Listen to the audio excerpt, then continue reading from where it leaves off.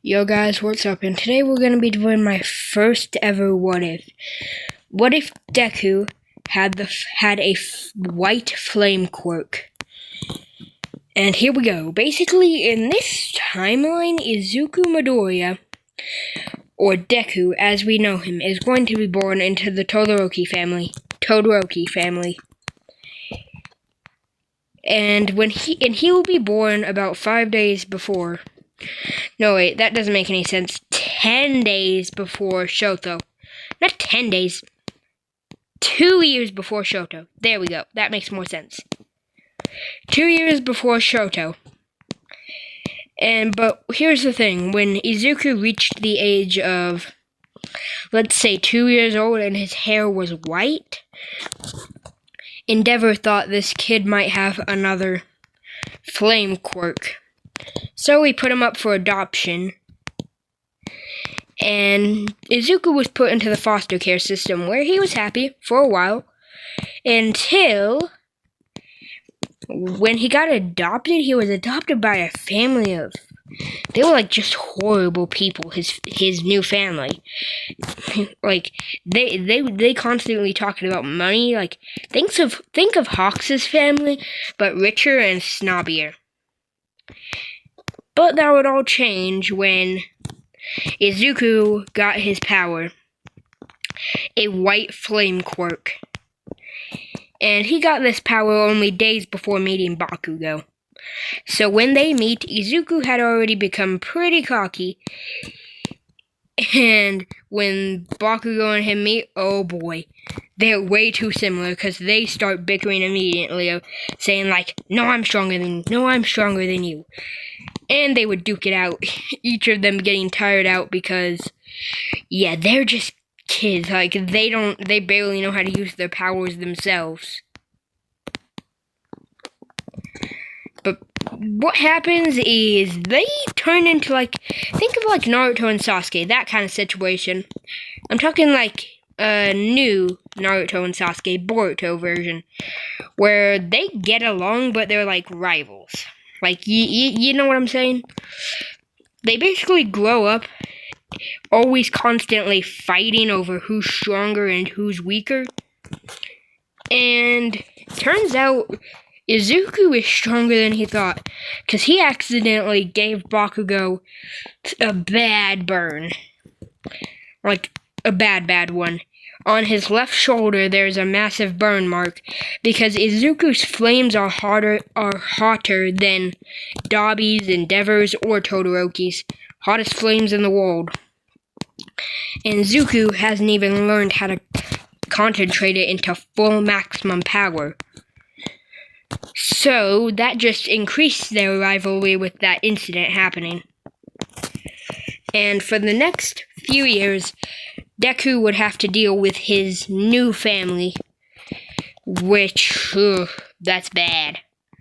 Like, they don't care about him, really. Sometimes they'll just leave on vacation and not even tell him. And he basically learned the pattern. If they left this one certain thing behind, they were going to be gone for 5 to 4 days. But if they didn't take the certain item, then they'd be gone for a couple weeks. And you guys can decide what item that is, like a lamp or something, I don't know. But basically, what ends up happening is Izuku gets put into the sludge villain incident a few years later. And for the sake of story, we're going to say he still goes down that same exact route. Like, he goes down that tunnel shortcut because he goes to private school, so he never goes to school with Bakugo. But the incidents of the main story would still happen there. But when he's in that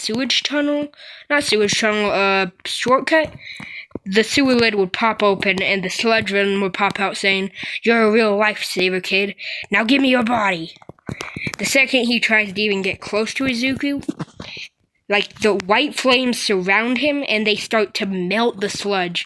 Which, that doesn't really make any sense, but like it evaporates the sludge is a better way of putting it.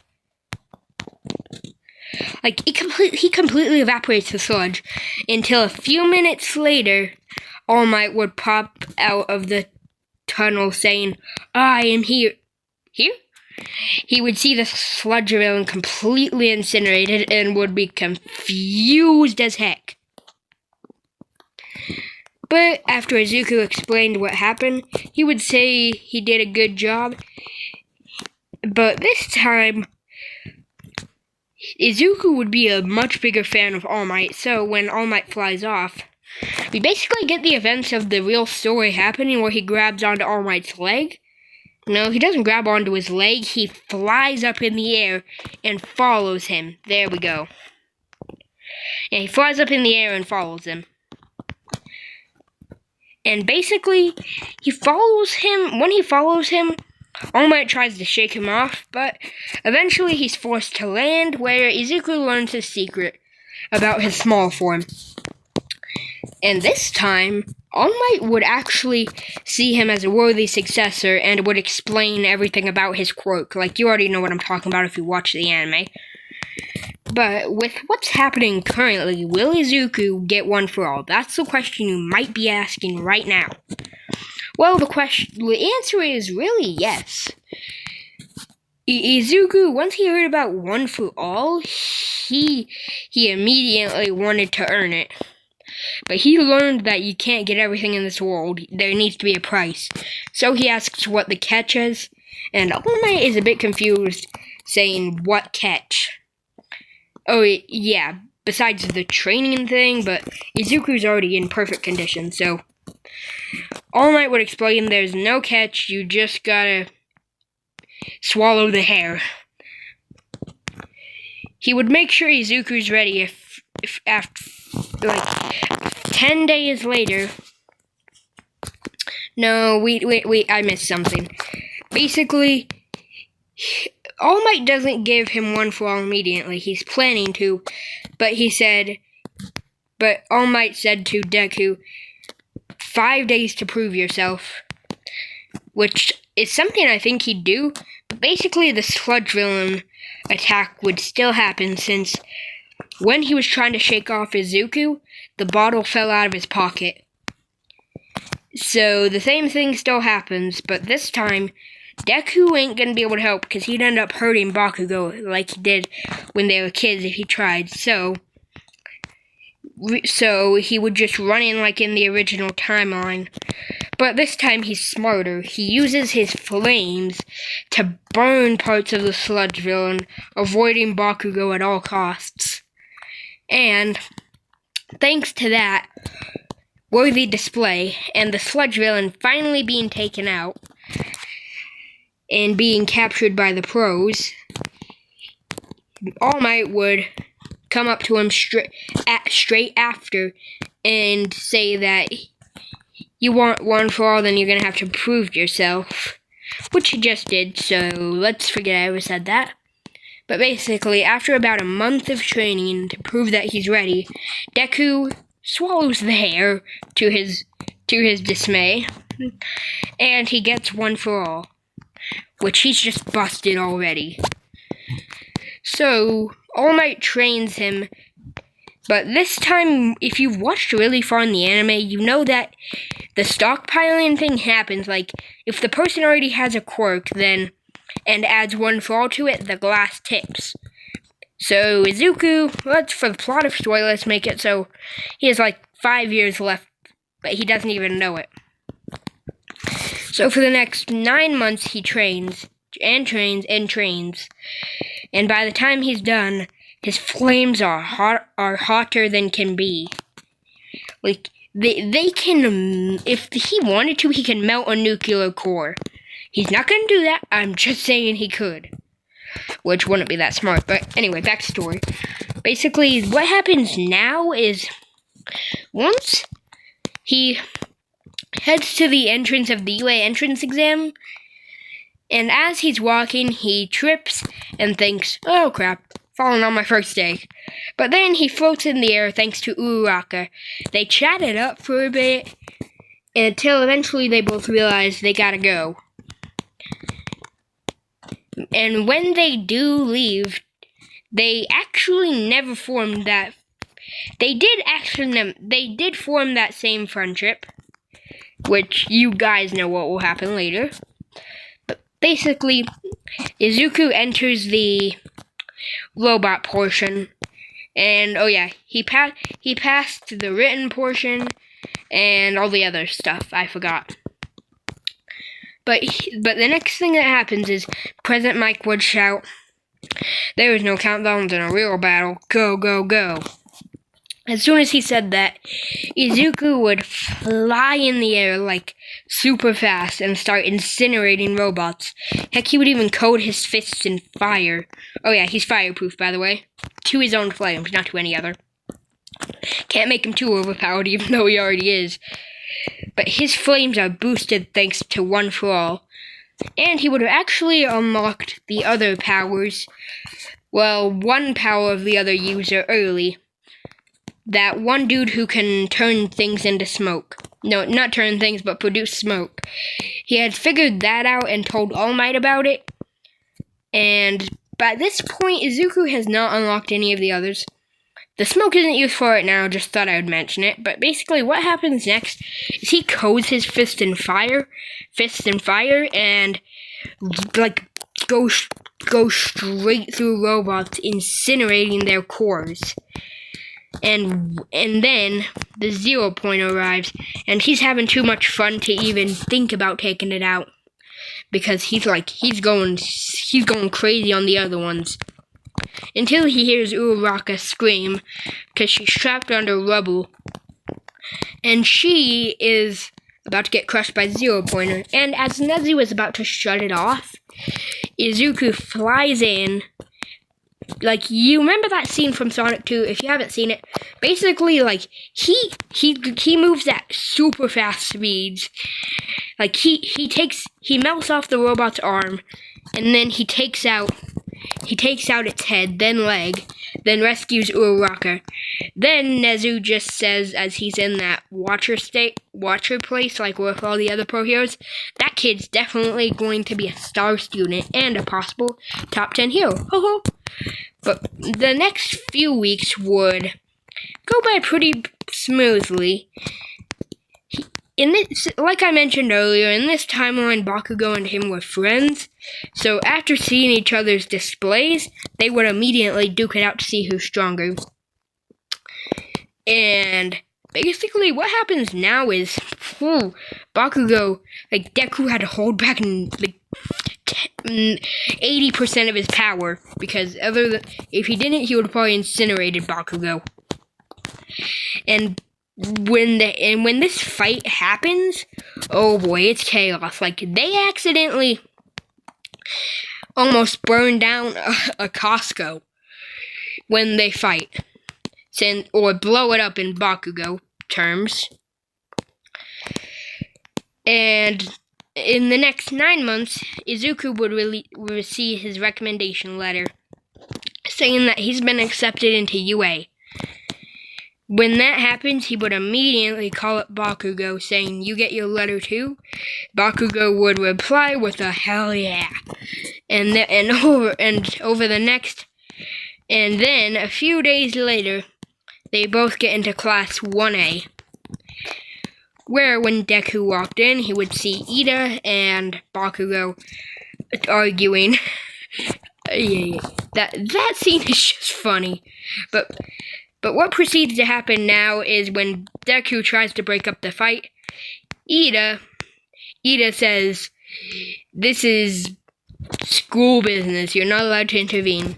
And Izuku, being the hothead he is in this timeline, was about to light up his power, when it suddenly won't work because Aizawa woke up from his sleeping bag and just stares at Izuku with that glare. Ugh, creeps me out. But what happens now is Aizawa says, "Quit making a ruckus in my class, or else." He tells everyone to put these suits on and head outside. And when they do head outside, Bakugo gets thrown a ball saying, "Throw this with your quirk." Bakugo does that, gets an impressive 203 km. And Aizawa says that whoever gets the highest score is going to be passing, but whoever gets the lowest is expelled. The stakes were instantly raised, and Deku, when it was his turn, he basically, what's he gonna do with fire? I guess he could boost it? No, wait, one for all. Yeah, he has one for all, so, and his bones are stronger than in the main story, so this time, he uses half of one for all's potential, and completely, utterly evaporates the ball. It gets thrown 403 kilometers? Yeah, let's say that. And Aizawa would say that's impressive.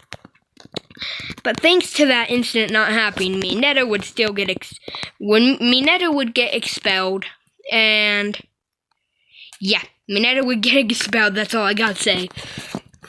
And everyone else would pass. Uraraka got Infinity, unsurprisingly, since she has a gravity quirk. And then, over the next few weeks, everyone would go to their classes. Oh yeah, I forgot to mention. The battles, got it. Yeah, I forgot. Basically, what happens is that Izuku and Bakugo actually get put on the same team for that battle. And Izuku's hero costume design would be I guess it could be a white flame with you know that Viltrumite symbol from Invincible? Well, it's like a circle with a crescent moon on it. That's what his suit would look like. And when everyone walks out, showing off their suits, the battles would be announced, the hero versus villain. And Deku and Bakugo would get put on the same team. Two of the most deadly kids in the class. That's a deadly combo. And they would get put up against Uraraka and Todoroki. Yeah, Uraraka and Todoroki. And as soon as that begins, oh yeah, Bakugo and Deku are the villains, by the way, in this. And for that, Todoroki tries freezing the entire building to slow him down like he did with the other people in the original. But Izuku would melt all the ice around them. And when Bakugo is told to split up, he immediately doesn't listen since he doesn't like being told what to do. So they stick together, and they basically take out Todoroki. And then Uraraka just surrenders because she knows she cannot win this fight. And for that, she would get demoted extra points. But they touch the fake bomb, and villains win. No, wait. Wait, I can't remember what I said. Okay, whatever I said, they're the heroes, Bakugo and Deku. Yeah, they're the heroes in this timeline. And they touch the bomb and disable it. And now what happens next is every battle happens normally. And now we head over to the USJ incident, where everyone is put on that field trip to the USJ, where everyone on the bus is talking, saying, who do you think is stronger? Who do you think is the strongest in the class, Todoroki or Bakugo? Deku is listening, secretly knowing that I could take everyone out here in less than a minute if he wanted to. But regardless, what happens next is, once everyone arrives at the USJ, minutes later, Kurogiri would teleport Shigaraki and a bunch of other villains in, and Deku would be the first one to notice that they're villains, not just fake actors. So he boosts himself up in the air, and remember, he has the smoke power, which he unlocked with One For All in this timeline. So he covers the area in smoke, and finds Kurogiri's weakness, his metal